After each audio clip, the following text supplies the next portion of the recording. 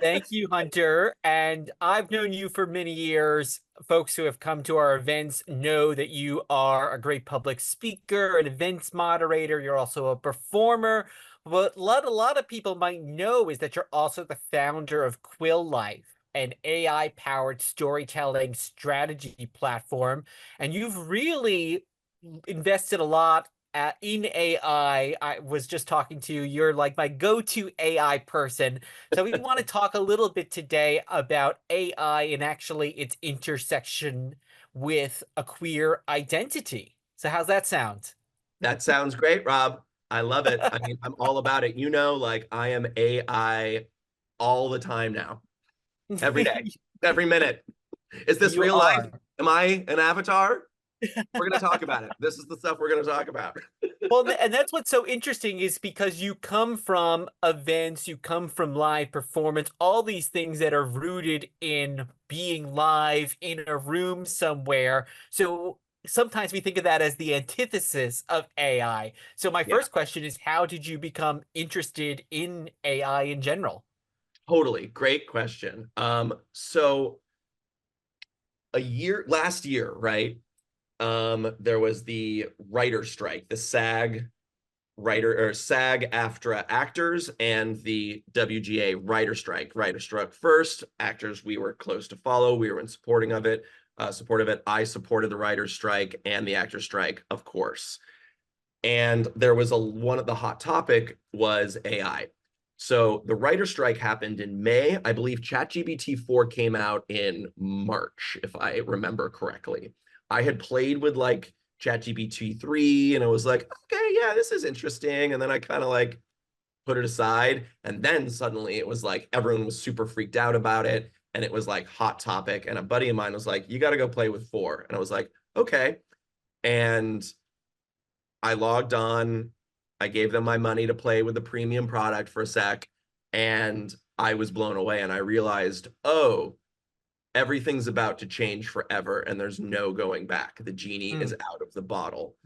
And, everyone was really afraid, but I wanted to see what we were afraid of, right? Because I hadn't really got in there.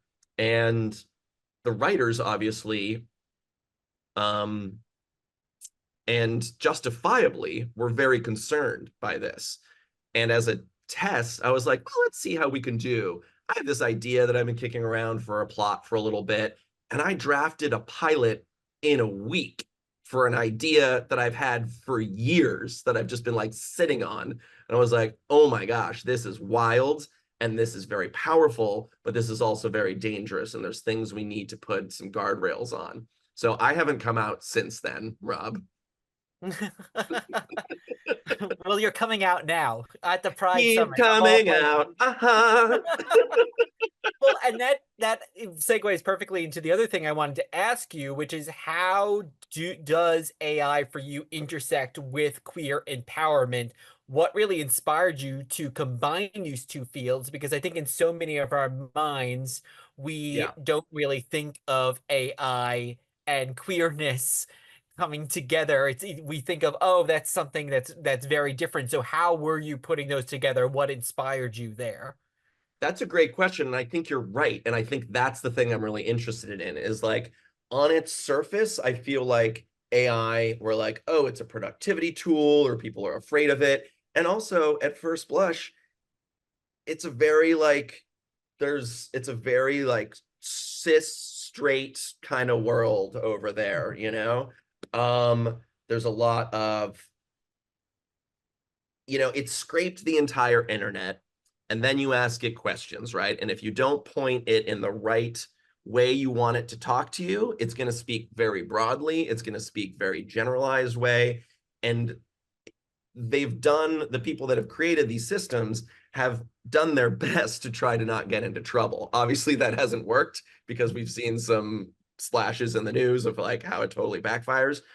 But because there's so many guardrails on it, there becomes this like whitewashing of queerness and of just like watering down of queerness, and it's being very safe.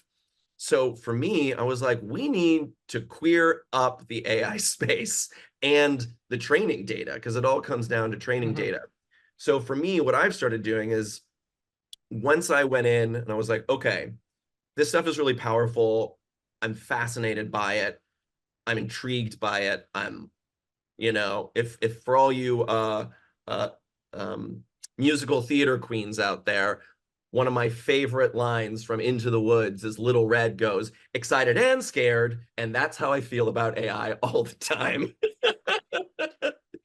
And so so I was like, okay. So I started studying how to make bots, and that's called prompt engineering. So like when you type in something, you're like, hey, ChatGPT, tell me this. That's a prompt, right? Mhm. You can expand on that and you can make all of these really detailed instructions that then become detailed prompts that make you bots, right?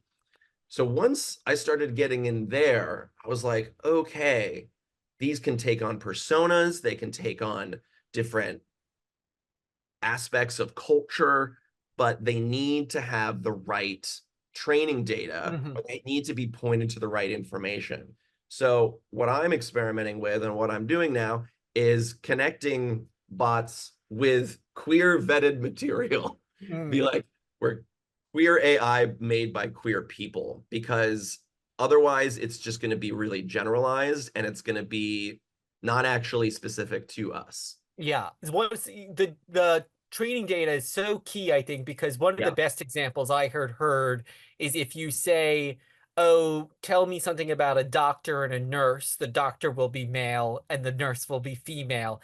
And I'm gonna guess that 9 times out of 10, if you say, draft me a story about a married couple, it's gonna be Mhm. a cis man and a cis woman. So it's Totally. all because of that training data. And you mentioned this in your first question, going kind of, or first point, going back to the WGA. You also just mentioned that there is this fear out Yeah. there as well. I just saw that the recording industry is just suing some of the big apps right now. Yeah. And so a lot of artists, and of course a lot of queer people who are part of those arts, could be affected. Yeah. So a lot of people are fearful of AI. They're very afraid it could replace them. So what Mm, do you think about this, and what steps can a person take to really ensure that AI is working with them and not against them? for sure. Absolutely. Before I jump into that, I want to piggyback on like the training data thing, Mhm. because there was, on the flip side of it, there was this great article on Wired that it was like, this is what AI thinks queer people look like. Uh-huh. Asking them, and everyone has purple and pink hair. And they're all kind of non-binary. And guess what? Most of them were white. And Uh-huh. it's Mm. this is a problem, right? This is a huge generalization because it's scraping the internet of the most types of images that are out there. And then they're just assimilated into this big black box. And we're like, well, Mhm. what's actually going on in there, right? So check out that article for folks listening in. I think it's like, just say like, this is what AI thinks queer people look like. It's a great article. Um, so the fear is very, very real. And I think there is complete legitimate cause for concern, because a lot of these systems, we don't know what the training data is. So like you just mentioned, the music industry is coming for it. Writers have sued. There was the Sarah Silverman one Mhm. she was the lead of one of the class actions, that, okay, well, you have this stuff in there and then it's emulating my style, but it's actually not recreating it. So these are gray zones in the law because there is no laws for this yet. But what they can get them on is if the music or the writing was trained on copywritten material and Yes. was not approved to be training. So like the Sarah Silverman case, they apparently, so it was claimed, they got her books from like the dark web, some dark web website that just Mhm. like steals books and put them online, right? Did they do that intentionally? Who can say? But they just have these bots scraping the internet, right? Like they're not checking every single source because the internet is vast. But that is a problem, right? When you're saying, okay, well, now we're going to regurgitate some stuff and do creativity with it. So I think, yeah, sue them, like I say, sue them, go after them. If you're in a union, talk to your union. If you're in the unions, get involved with your unions. Is there an AI task force? SAG has one, the WGA has one. I hope the writer or the music industry, I'm sure they're on this. So if you're in unions, be involved. There's also local um, laws, state laws that are starting to get passed. Mhm. There is some new stuff in New York that's been going on. That's where I'm based. So there's ways to get involved and speak up because there is so much power for us as creatives, but there is also the bottom line of big companies, and they are not going to watch out for every little independent artist, in my opinion. Shocking. Yeah. And I think we're going to see so much, as you said, laws and other things kind of come into play just in the next year. I think Yeah, we're already living in the year of AI, but I think that's certainly going right. to extend into 2025. Yes, I think you're right. I think you're right.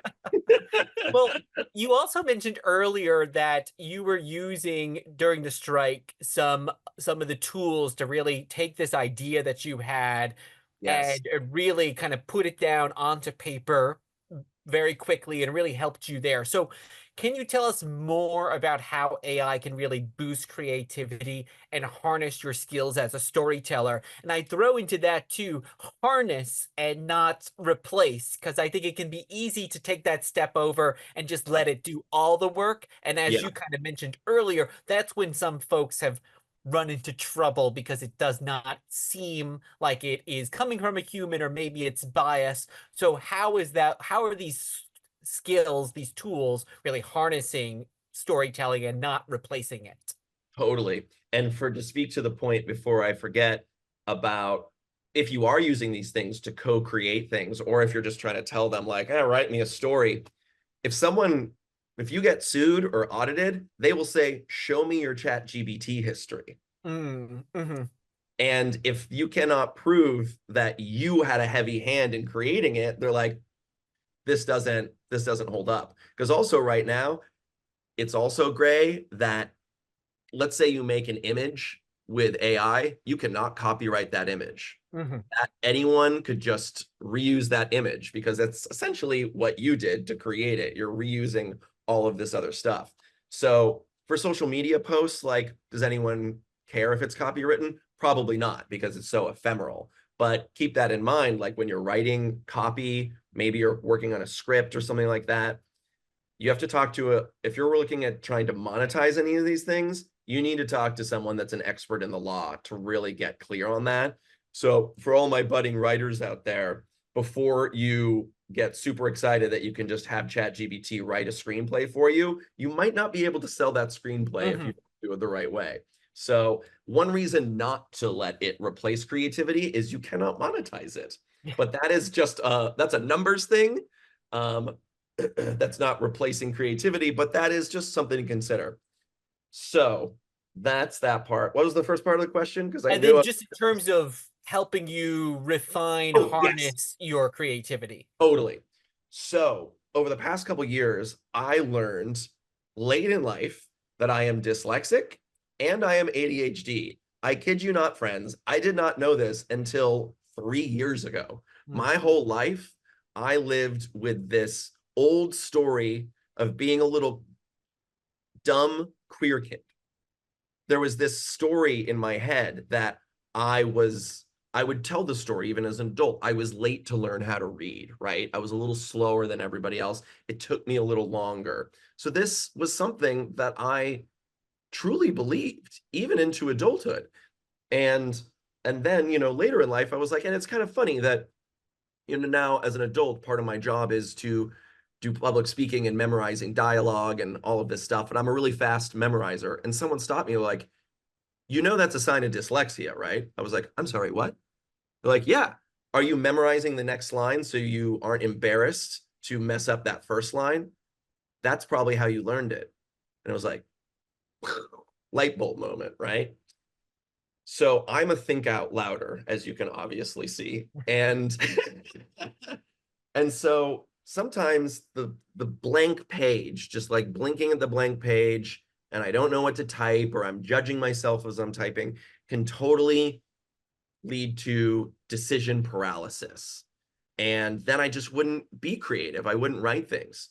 So some of the tools that have really unlocked for me are voice to speech, to text, right? Mhm. So there's lots of great tools. There's a thing on the back end called Whisper, which is what most of these tools are using, like anything that's like, we're an AI tool for dictation. There's a lot of great ones out there. Most of them are using Whisper on the back end, which is taking your audio, transcribing it really, really well, and then you can have your text there. And you know what AI is really good at, Rob? Summarizations, Yes. right? So if I'm just word spewing for 10 minutes, I can say, okay, here's my ideas, revise this into talking points Mhm. or bullet points, or what are the themes that are coming up from my brain-a-log I just dumped here? And it will summarize all that stuff. And then I'm off to the races. I'm like, cool, okay, here's a whole slew of ideas that I can now use. I prompted the AI, and now the AI is prompting me of what to Mhm. write. Yeah. And so much of what you're describing, I mean, we get afraid of AI, right? But what you're describing also remind me of analog tools that have been around forever. Like you might Totally. read a book, but then you need the cliff notes, not to cheat, but to actually remind yourself of Yeah. what happened in that. So we've had these other versions of tools that we weren't really afraid of. And now I'm seeing AI as kind of the next step advancement in so many of these other tools. Yeah, I think it's all of those tools combined on steroids and feels kind of alien because we don't fully understand it. Even the creators are like, we don't totally know what's going on. You're like, what do you mean? What do you mean you don't Yeah. understand? Well, it's changing so fast, and we actually Right. have a few questions from the audience. I'd love to Great. ask you, Sure. Hunter. Jem is saying ChatGPT can emulate and mash up what it's already seen, but isn't good at being creative. The more specific your requests get, the more it shows. Do you think we'll see creatives adapt to making the kinds of content ChatGPT struggles with to remain differentiated from the AI generated content? Well, that is a fantastic question. And you're absolutely right that so far, and I Mhm. highlight this hasn't happened yet, so we haven't really seen ChatGPT, particularly with the writing, come up with what we would say is a new idea.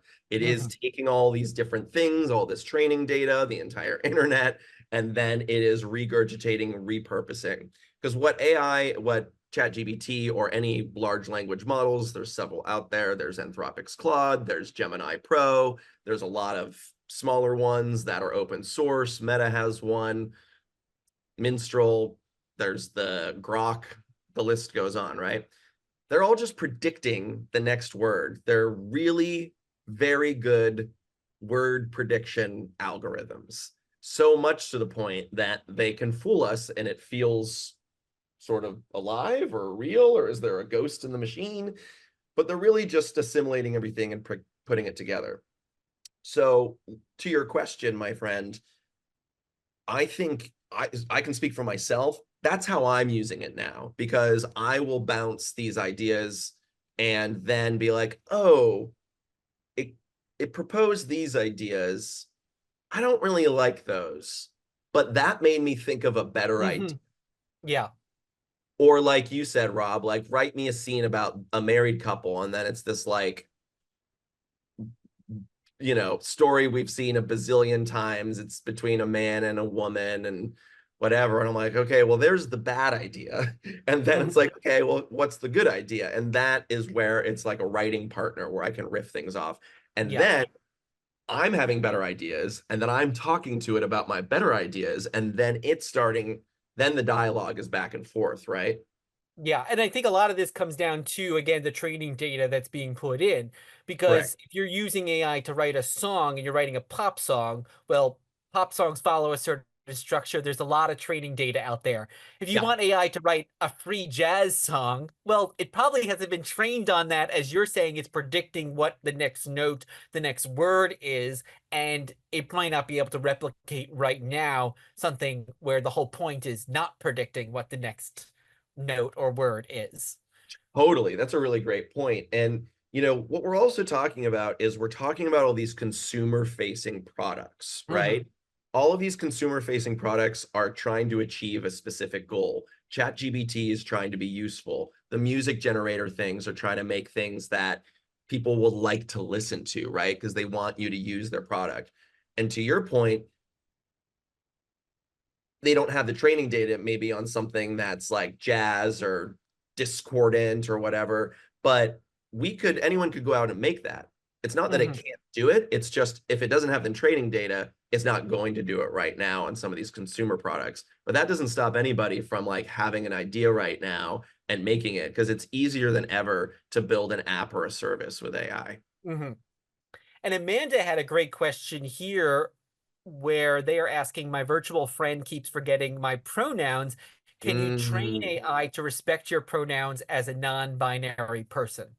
Yes, you absolutely can. And that's really frustrating. I'm sorry that's happening to you.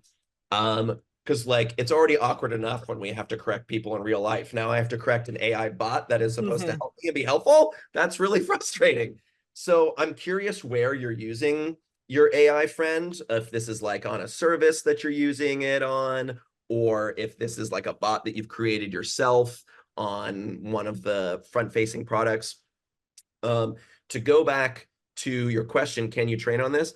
Absolutely. And where that would go is in its system instructions or its prompt, right, to make the bot.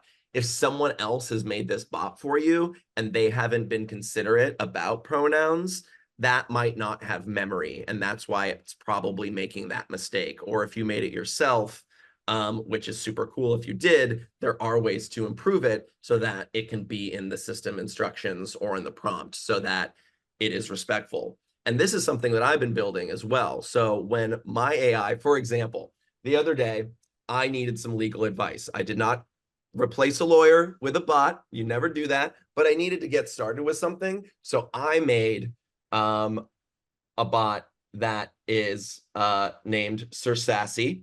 And they use all pronouns and they respect my, he, they pronouns. And they're also very versed in legal advice for startups and content creation. And they're kind of sassy. They get down to business. So, like, I trained it to be like, it'll talk to me in the way I want to be talked to. And then it'll get down to business about like IP and, intellectual property. And then it'll sign off with some like, shade because I want it to do that. So you can really get it to be, you can get it to respect your pronouns or really to talk the any way you want it to be to communicate with you. And Rob, that's what I love so much about this stuff is because it can like summarize and regurgitate things, there's this huge opportunity that for folks like myself that are neurodivergent, or as I like to say, neurospicy, there's we all have different ways of communicating. And even if you're not on the spectrum, you might hear things better if it's phrased in a certain way. So there can be this translation of like, oh, here's this thing I don't really understand. And then you make a bot that speaks to you in your language and your colloquialisms and your cadence in laying things out the way it makes sense for your brain to see it Hmm. with using your correct pronouns. It can like take all this stuff over here, run it through that, give it to you. And I'm like, great, now I understand. I Well, and we're almost out of time, miraculously. So we'll have to do a follow-up in a future summit or chat and hope learn because so. like there's so much stuff here. But Right. Noopy did have a question I wanted to make sure I threw to you, Hunter, which is, are there standards groups creating standards for queer vetted documentation to seed AI when we're starting a new concept? How can you find and support these groups to ensure more diverse representation gets reinforced into AI moving forward? Because you mentioned this earlier about making sure that you're seeding in the correct or accurate, I should say, documentation. So anything that you can highlight on that. For sure. To quote Back to the Future, Where we're going, we won't need roads. There is no roadmap right now. This is the brave new frontier, and there are groups that are starting out with this stuff. But to answer your question specifically, I would say like please reach out to me. I will throw up my info too, because this is what I'm super interested in. There's but a few companies that I'm a fan of. There's uh Queer in AI is a pretty cool one. They're doing a lot of interesting, I think they're queerinai.com. They're doing a lot of great stuff with a lot of uh, queer people in tech that are specifically focusing on building stuff in AI. And their blogs are fantastic. But please do reach out to me as well, because this is what I'm trying to build with people, and I want to support people in this. Because right now, to answer the short answer to your question is no, there is no like queer repository for us all to go to, unfortunately, because it's all kind of siloed right now. But if you go to my website, quill.life, that's a way to do it. And reach out to me there. I'm also going to throw out my link tree in a minute because I would love to talk to you more about that, because that is what we need to build. And anyone that is interested in that, please do reach out to me, because I'm interested in like starting, maybe it's a Discord channel or a Slack channel or whatever, so we can start building this stuff, because it really does come down to community. I'm lucky that I found a lot of AIers in community online, but now I'm also looking for more queer folks. Out in Tech is another great resource if you're familiar with They're them. speaking at our summit, so Well, there you go. We love them. Startout.org. I'm a benefit. I love them. Learned about them here, and now I have a mentor through them, and they have connected me with many people. So Start Out is also so awesome. I'll throw And out to our other great partner, Trans Tech Social, who's also yes, had several folks speaking at the summit as well. So they're another great resource. And before I let you go, Hunter, you mentioned how can people get in touch with you. So I'd love just like for you to say that again. And just real quickly, just like lightning round, like 30 yes. seconds. What's like one thing that someone who just wants to get started in AI from a queer perspective, like what's the very first thing they can do? It's a great question. First off, you can go, I made this just for this summit, queergpt.xyz, or you can just scan that QR code. That goes to my link tree, which will take you to all the things. So that'll take you to where I can help you make content with AI, but it's video stuff. And also one thing you can do that will help you right here is I have a bunch of tools that you can go to right here on my link tree. You can click on those, play with them. But I would say the one thing you can do is if you haven't started playing with AI tools yet, do it, because AI might not replace you in your job, but someone that knows how to leverage AI will. And that's the state we're in right now. So please use AI. Don't type anything in it that you wouldn't put on social media. If you're using the front end of consumer products, you could be opting into training data. You can ask AI to read terms of service for you and summarize them. I do that a lot, and we can start protecting ourselves. So I would say pick your AI of choice, go play with it, be mindful, and reach out to me with any questions and report back. I want to hear what you're doing. Queer up this AI space with me, friends. Yes, let us know. Reach out to us, reach out to Hunter. This is amazing. Hunter, as I said, there's so many more questions we can go into this. So we will obviously have you back for another summit or a chat and learn. So if you were interested and want to hear more, please let us know, and also keep watching this space for future events.